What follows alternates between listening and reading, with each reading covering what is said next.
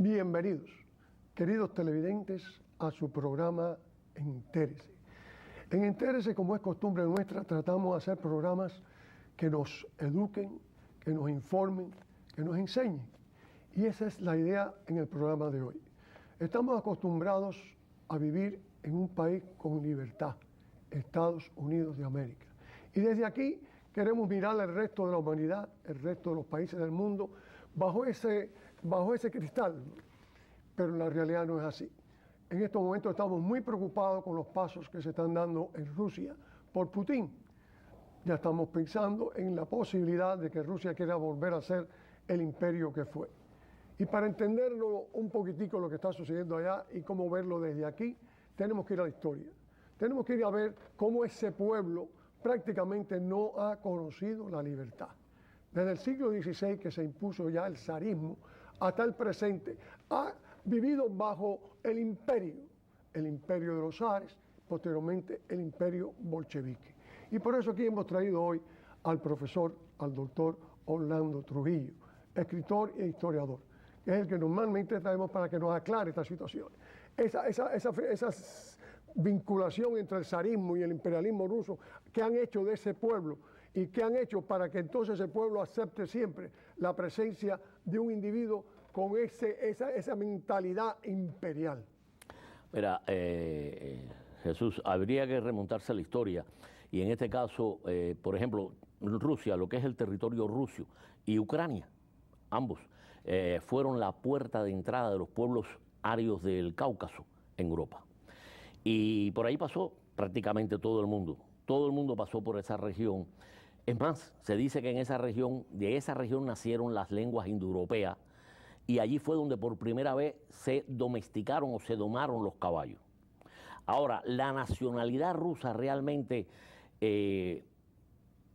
pudiéramos decir que Rusia como una unidad surge cuando llega los vikingos varegos, que venían comandados por el príncipe Rurik, llegan a Ucrania y crean el poderoso principado de Kiev Rus, que su frontera norte era Novgorod, y Novgorod es Rusia. Ahí es donde por primera vez hay un control, un gobierno que maneje esa región. Después la nacionalidad rusa más o menos surge en el siglo XIII, cuando el príncipe Alexei Nevsky se enfrenta a los cruzados germanos y los derrota.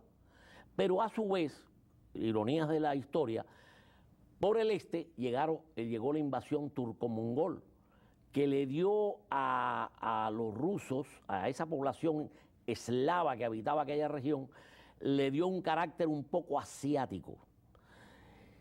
Pero lo que es Rusia, surge con el ducado de Moscova o de Moscú, con Iván IV. Iván IV logra deshacerse de los boyardos, que eran los señores nobles que controlaban aquella región, y surge como el primer zar, que por cierto, zar en ruso significa César, porque como en Europa el imperio sacro-romano y demás, todo el mundo quería descender, o todo el mundo quería ser sucesor del imperio romano. Y los zares no significan nada más que César. Ellos querían hacer un imperio romano allí. Y el primer zar, te repito, fue Iván IV, al que lo conocemos en la historia como Iván el Terrible. Es el que ya consolida el concepto ruso de nación. Después, posteriormente, viene Pedro el Grande, que es el hombre que hace de los rusos más europeos, porque te repito, tenían una influencia enorme asiática por la conquista mogol. Pero Pedro el Grande no solamente crea o funda la ciudad de San Petersburgo, sino que hace de los rusos un país más europeo, obliga incluso a que se afeiten aquellas barbas enormes que ellos usaban para que se lucieran más europeos. Él mismo se afeita, y el ejército ruso empieza a tomar características de ejército europeo.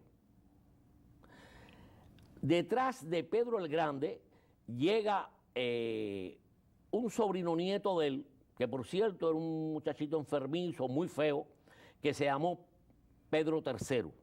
Y a Pedro III lo casan con una princesa alemana, Sofía, la princesa Sofía, que a pesar de ser luterana ella, para ser princesa de Rusia, pues sencillamente se convierte a la religión ortodoxa rusa y cambia de nombre. Y se llama Catherine Alexeyeva, la que nosotros conoceremos en la historia como Catalina la Grande. Catalina la Grande, sin haber sido rusa de nacimiento, yo diría que fue el monarca ruso que más engrandeció a Rusia. ¿Y eso por qué? Porque ella, por ejemplo, bajo el poder de Catalina, Catalina conquista Ucrania, conquista un pedazo de Polonia, Lituania, Latvia, Crimea, se la quita a los tártaros, o sea, el canato de Crimea, que era un canato, o sea, era un can tártaro que eran musulmanes a su vez. Ella expande, allá ya Pedro el Grande había conquistado Siberia.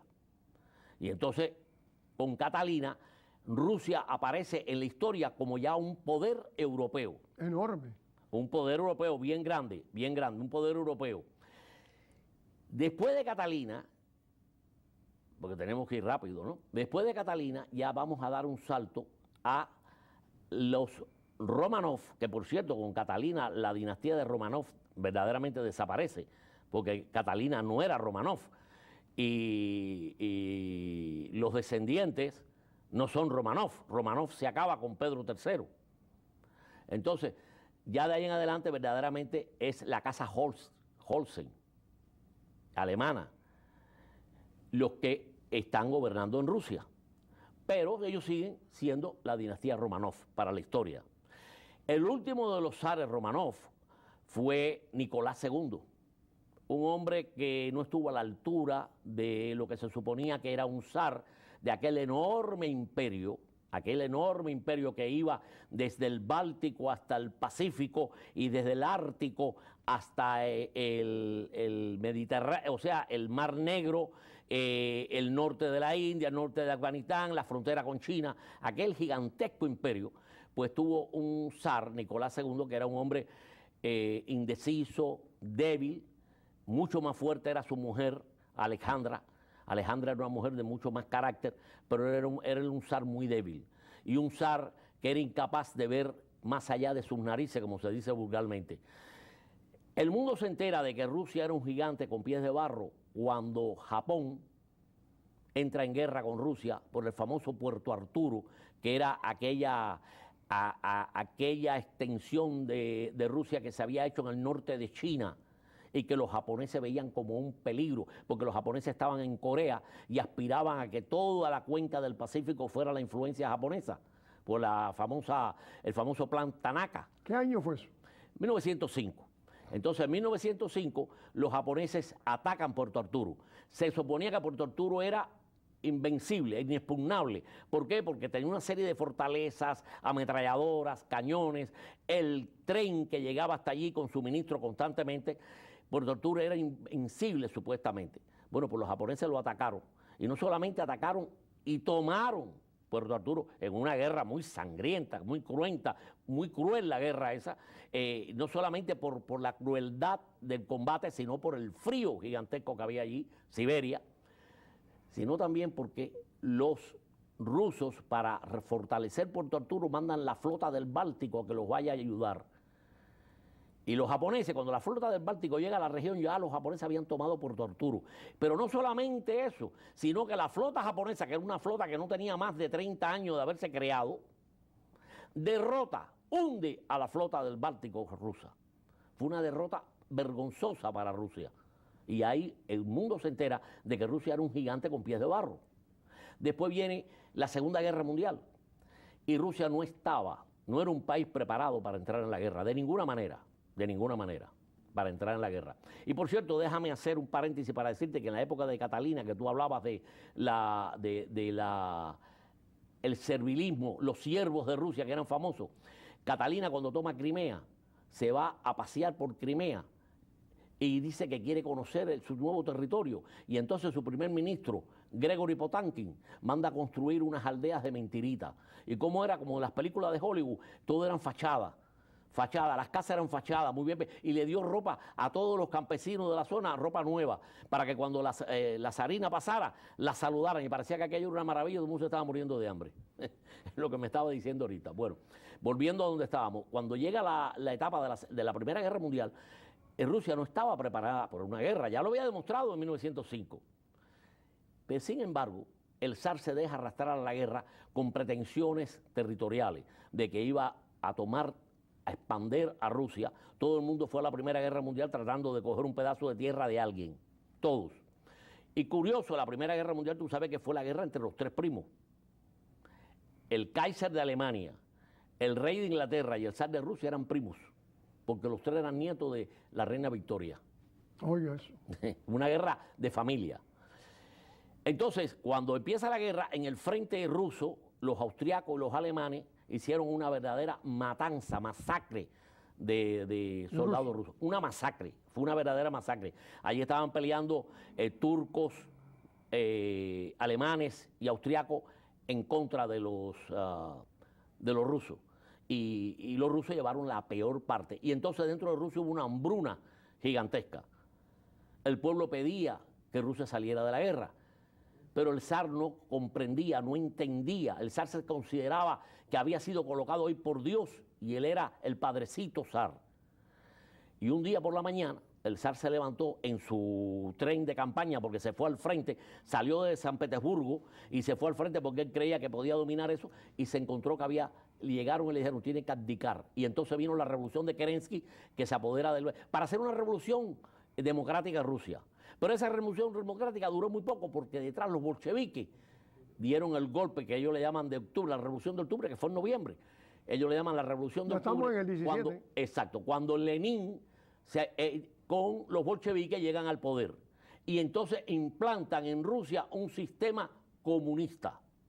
Ese sistema comunista es inmediatamente confrontado por muchos rusos, los llamados rusos blancos, que se oponen a ese comunismo. Y viene una guerra civil que dura hasta el año 20. Esa guerra civil, igual, en Rusia el hambre fue espantosa y la mortandad fue enorme. Hasta que en el año 20 los rusos logran vencer a los rusos blancos y ya se establece el comunismo. Después viene Stalin, que Stalin implanta, por ejemplo, en Ucrania, la colectivización que costó cerca de 10 millones de muertos de hambre, aparte de la masacre que cometió la NKVD con la población. Y se calcula que en el stalinismo murieron alrededor de 30 millones de rusos. 30 millones de rusos matados por Stalin. Llega la Segunda Guerra Mundial, Stalin entra a la Segunda Guerra Mundial y sale victorioso de la Segunda Guerra Mundial con la ayuda de los aliados y los aliados le entregan, Franklin Delano Roosevelt le entrega la mitad de Europa, toda la Europa oriental. Y entonces Rusia aparece como un gigantesco imperio. Y ese gigantesco imperio se expande y para que no se siga expandiendo, Truman hace la resolución que dice que con lo que le llaman la resolución de contención para que Rusia no se siga expandiendo. Pero realmente los rusos continúan, logran que China se convierta en comunismo. No, y la ideología. Y los comunistas chinos se apoderan del poder en China con la ayuda en parte del Departamento de Estado y Rusia no para su expansión, llegan hasta Cuba. Ese proceso entra en una decadencia. Los rusos tenían un problema muy grande. Tenían cohetes que iban a la luna, misiles atómicos, pero no tenían mantequilla y zapatos para el pueblo.